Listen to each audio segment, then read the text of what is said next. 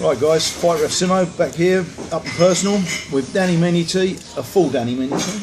Yeah, How was pancakes, kid? Fucking awesome, man. It's all good. No mate, leave it running. It's all good, mate. You're only young. You're allowed to go. Pancakes good, bud?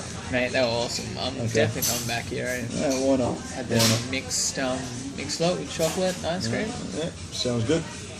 Awesome. I had the blueberries, healthy blueberries. Yeah, you smashed it, I'm going to stick to it. So what's next then? How long are you? Japan next? K1. Yeah, K1 fight versus a French dude. You like them rules? Well, You miss your elbows? I just like the whole promotion about it. Yeah. And it gives me an opportunity to be more on the world stage. Yeah, exposed. Yeah. Some good fighters on there. But the rules are a bit different, like you can't catch kicks. Like my last fight, I got told at the weigh-in that you couldn't catch kicks. Yep. So it's like a different set of rules.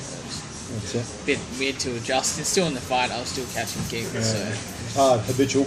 well, now I got the experience, I can just practice on that and Yeah. a bit more comfortable with the rules. And study your opponents. Exactly. Study their styles.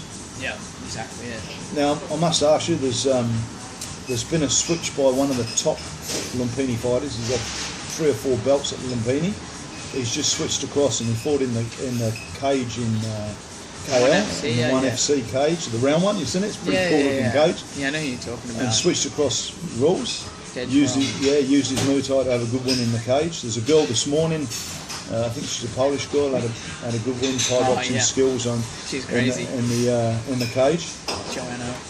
Yeah. Ever thought about that yourself? Switching across? I've had big thought about it. You know, like I want to do it. Like it's there, and it's. I mean. The money. The money. Yeah. The money, like, you know, what I feel right now is, like, I really love Muay Thai and everything, but I just feel like it's not, like, for what I can achieve, like, it's not going too far. Like, I don't know where I'm going with this, but anyway, I would love to try MMA, and I've already done it before. I was in the Philippines, had a crack at it, and it just opened up my mind because the whole ground aspect's completely different. And my opponent was just trying to take me down. So I ended up being very hesitant to strike. Yeah. So it's hard work. Commitment on your strikes.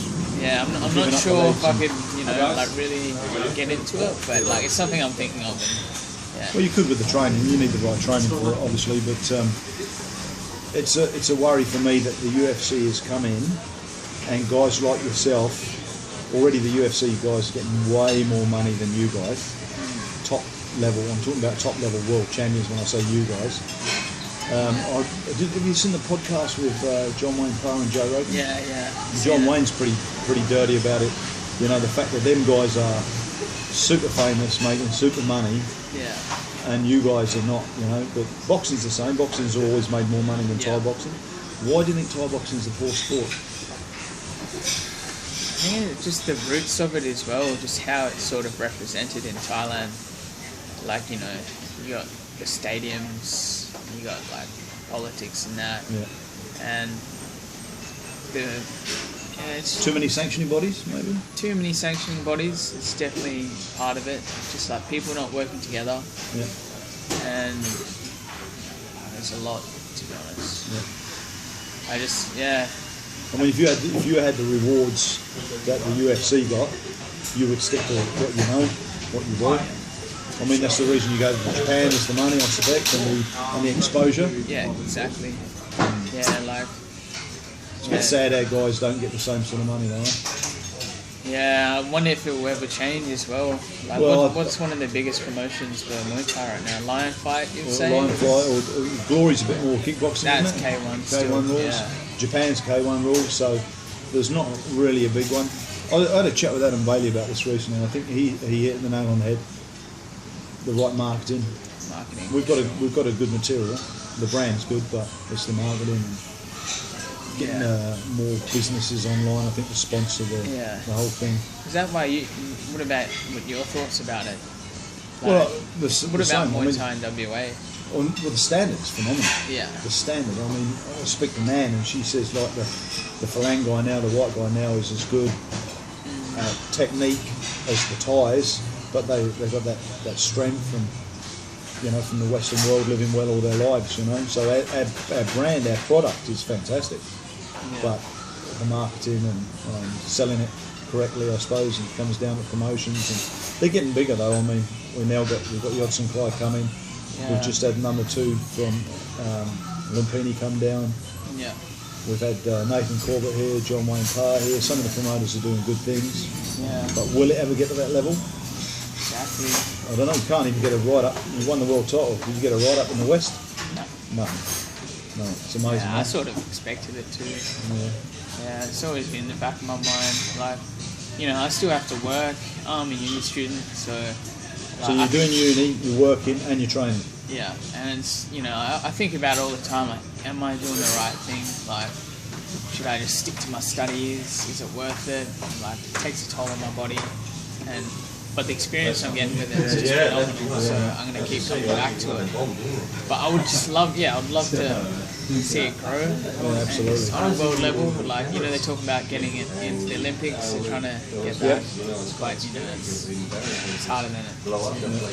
Well, I think Pete's doing a good job as well with the West Coast Fight shows. I think your world title fight will be on that soon. I think the domination will be on that.